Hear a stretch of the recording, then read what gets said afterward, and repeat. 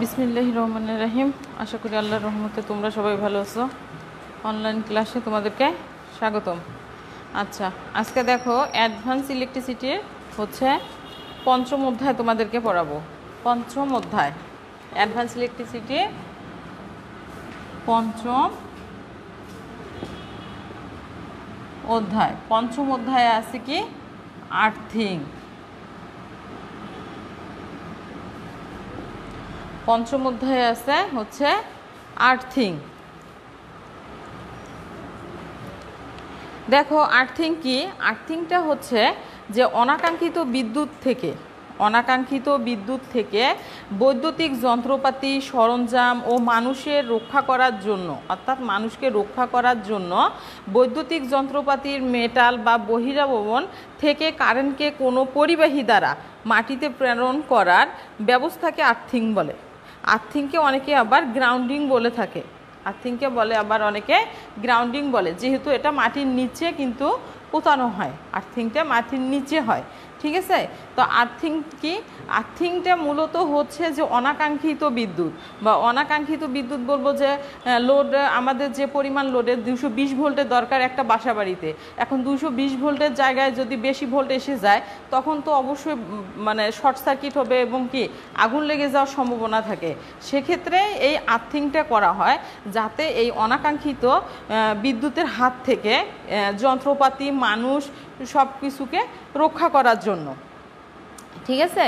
তো এই হচ্ছে আর্থিংটা করতেছে কি, এই অনাকাঙ্ক্ষিত বিদ্যুৎটাকে মাটির নিচে মানে নিয়ে যাচ্ছে। সেক্ষেত্রে কি মানুষও রক্ষা পাচ্ছে এবং যন্ত্রপাতিও রক্ষা পাচ্ছে। তো আর্থিংকে সাধারণত আমরা দুভাগে ভাগ করা হয়েছে। আর্থিংকে সাধারণত দুভাগে ভাগ করা হয়েছে। একটা হচ্ছে সিস্টেম আর্থিং আর দুই হচ্ছে ইকুইপমেন্ট আর্থিং। আর্থিং দুই প্রকার। আর্থিং দুই প্রকার, এক হচ্ছে সিস্টেম আর্থিং আর দুই হচ্ছে ইকুইপমেন্ট।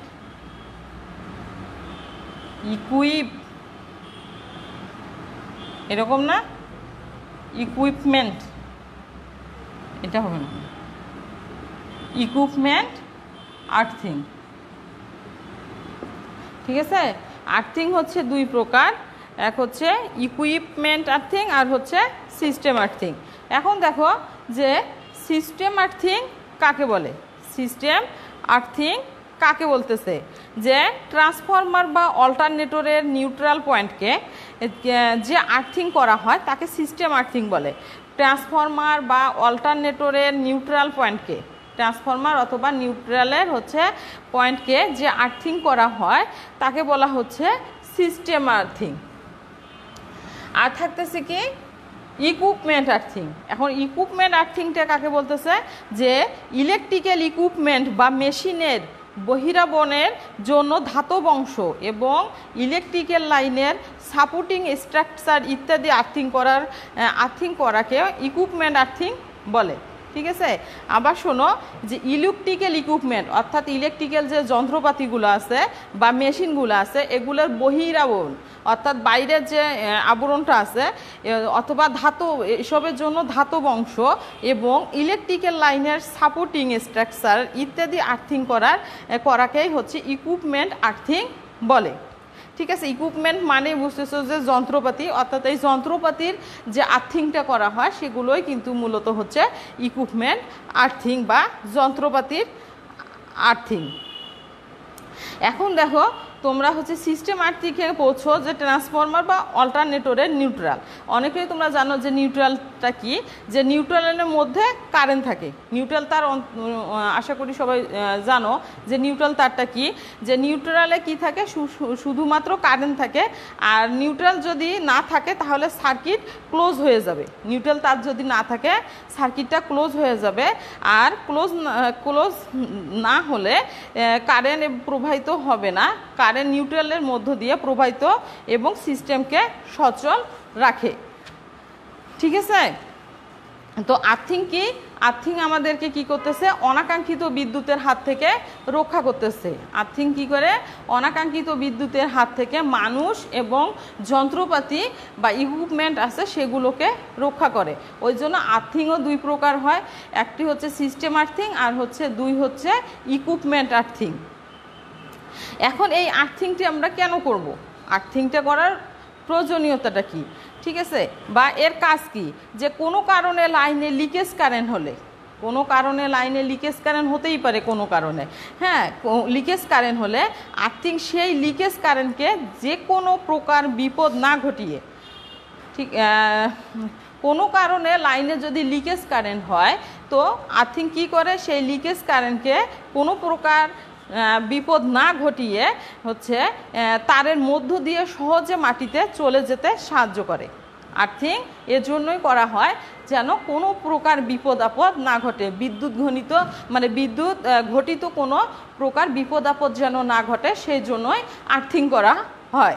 তো আর্থিংটা কেন করা, মানে আর্থিংয়ের প্রয়োজনীয়তা, মানে এখন দেখো আর্থিংয়ের প্রয়োজনীয়তা।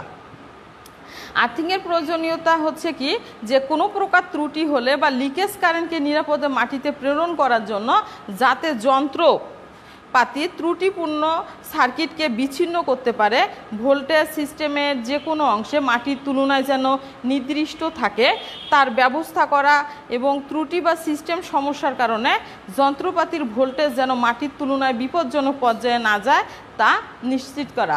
অবশ্য আর্থিং করার সময় খেয়াল রাখতে হবে এর গভীরতা কতটুকু হবে, হ্যাঁ, যেন সেটা আবার কোনো প্রকার ক্ষতি না করতে পারে।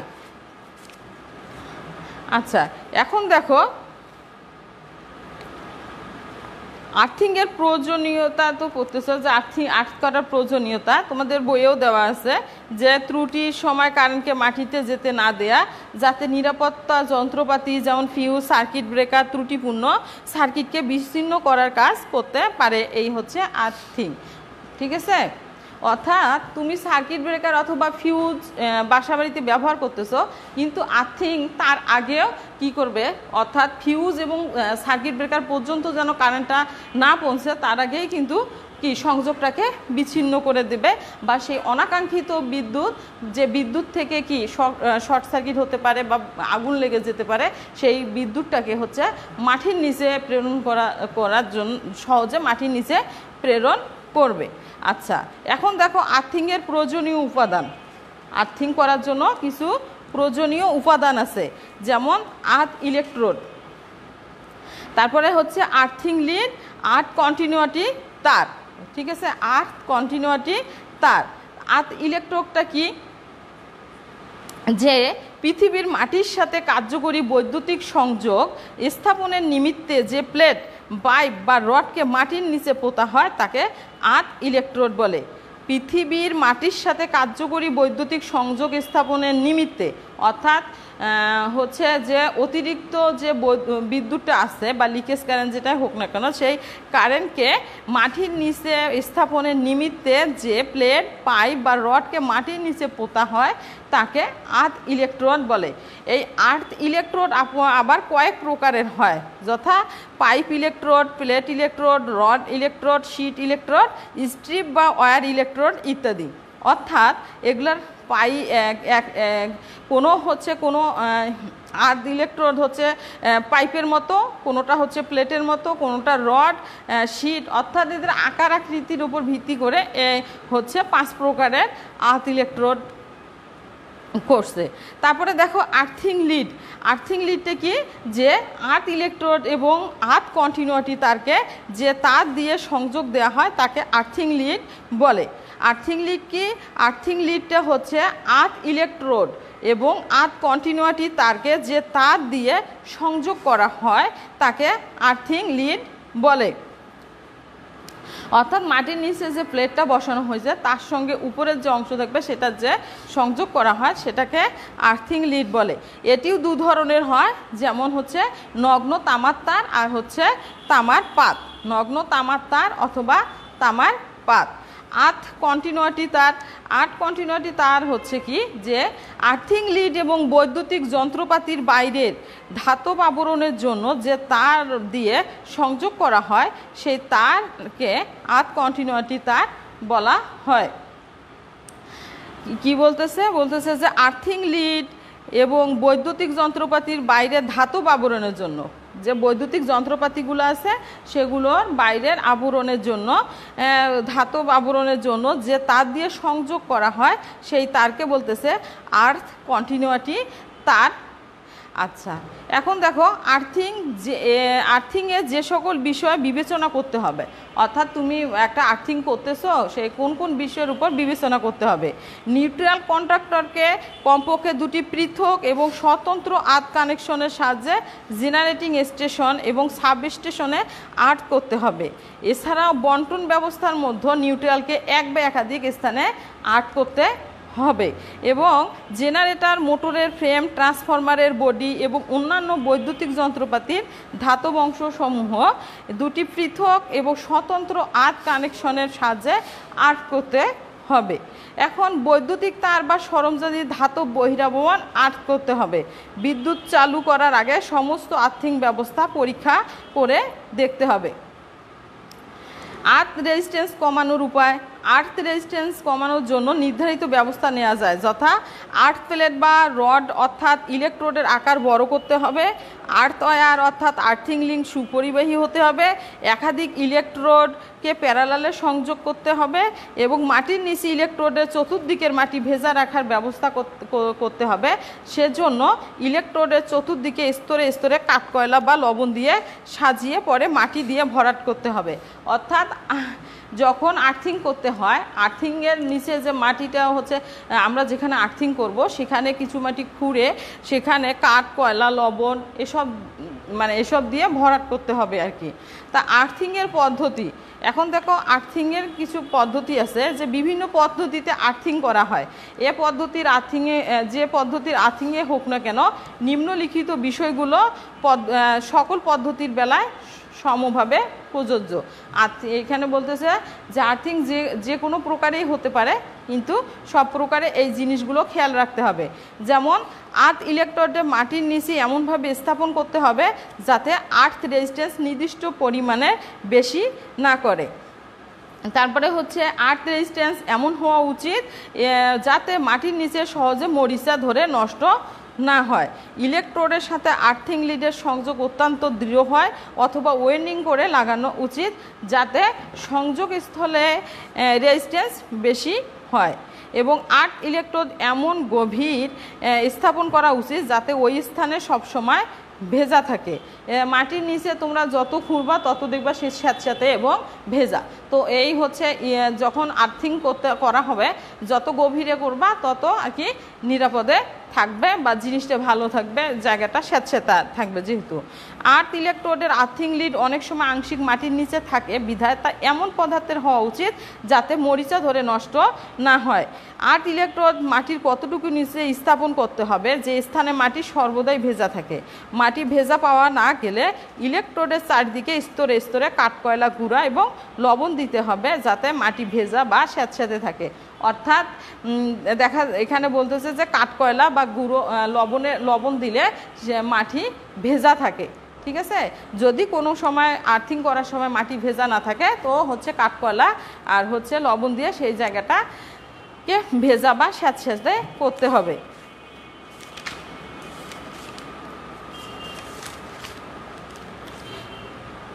এখন দেখো যে এখন বুঝলা যে আর্থিং কেন করা হয়। আর্থিং হচ্ছে কি অনাকাঙ্ক্ষিত বিদ্যুতের হাত থেকে হচ্ছে যন্ত্রপাতি বা মানুষকে রক্ষা করার জন্য কি যন্ত্রপাতির হচ্ছে ধাতু নির্মিত বহিরাবরণ হতে বৈদ্যুতিক কারেন্টকে কোনো তারের সাহায্যে নিরাপদে কি পৃথিবীর মাটিতে প্রেরণ করার ব্যবস্থাকে হচ্ছে আর্থিং বলে।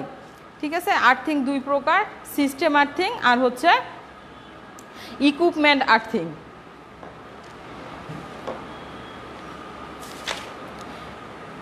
পাইপ আর্থিং, পাইপ আর্থিংয়ের চিত্রটা অবশ্যই তোমাদেরকে করতে হবে। তো হচ্ছে এটা আমি নেক্সট ক্লাস করাই, তোমরা বাসায় দেখবা পাইপ আর্থিং, প্লেট আর্থিং আর হচ্ছে রড আর্থিং আছে। তো পাইপ আর্থিং, প্লেট আর্থিং এবং রড আর্থিং তিনটে রচনামূলক কোশ্চেনে থাকতে পারে। তোমাদের তিনটারই চিত্র অঙ্কন করা শিখতে হবে আর হচ্ছে এর কার্যপ্রণালী জানতে হবে। অতি সংক্ষিপ্ত প্রশ্ন হচ্ছে প্রশ্নগুলো সব দেখবা যে আর্থিং কাকে বলে, আর্থিংয়ের হচ্ছে উপাদানগুলো কি কি, আর্থিং কত প্রকার ও কি কি, হ্যাঁ এগুলো।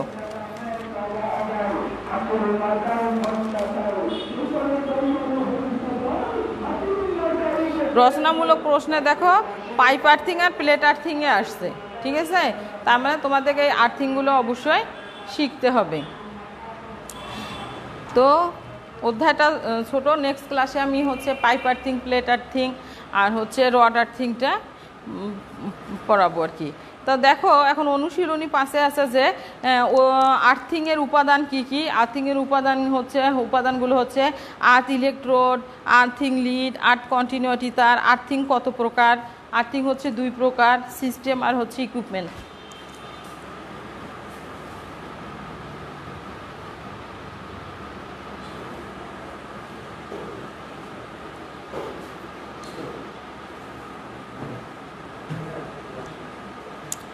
তারপরে হচ্ছে গ্যালভানাইজ লোহার পাইপ ইলেকট্রোডের ব্যাস কত হওয়া উচিত, গ্যালভানাইজ লোহার পাইপ ইলেকট্রোডের দৈর্ঘ্য কত হওয়া উচিত। তো অতি সংক্ষিপ্ত প্রশ্নগুলো পড়লে তোমরা হচ্ছে আরও ভালোভাবে জানবা যে আর্থিং করার বিষয়টা, ঠিক আছে? ও সংক্ষিপ্ত প্রশ্নে আছে যে আর্থিং কি, অনাকাঙ্ক্ষিত বিদ্যুতের হাত থেকে বৈদ্যুতিক যন্ত্রপাতি মানুষকে রক্ষাকল্পে একটি বৈদ্যুতিক যন্ত্রপাতি ধাতু নির্মিত বহিরমনের জন্য বৈদ্যুতিক কারেন্টকে কোনো তারের সাহায্যে নিরাপদে মাটিতে প্রেরণের ব্যবস্থাকে হচ্ছে কি আর্থিং বলে। তো তোমরা হচ্ছে দেখবা যে চিত্রগুলো একটু দেখবা, আমি হচ্ছে নেক্সট ক্লাসে হচ্ছে তোমাদেরকে হচ্ছে করব, এগুলা প্লেট আর্থিং, পাইপ আর্থিং আর রড আর্থিংয়ের বিস্তারিত মানে বর্ণনাগুলো পড়াবো, ঠিক আছে? ওকে।